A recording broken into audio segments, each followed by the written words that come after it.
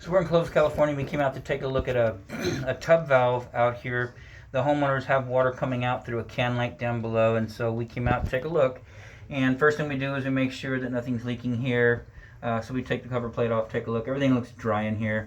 And then of course shower arm in the wall that's existing to home, the silver, not the or bronze, but that's existing. So we don't see any water dripping down here, anything coming out of the cartridge.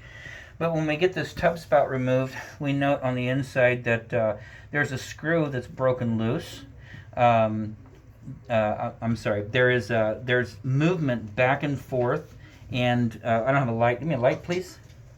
Put that light right in there. So this is moving.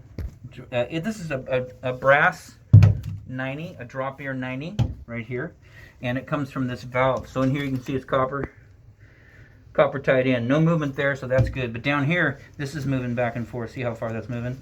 So this is separated. So whatever's happened in here, this is separated from the copper, and that's where the water's coming from. So it's spraying in the cavity and draining down in between the floors, coming out of can light in the kitchen. So nothing we can do with that right now. They're going to get a hold of their homeowner's insurance and see what they'd like to do.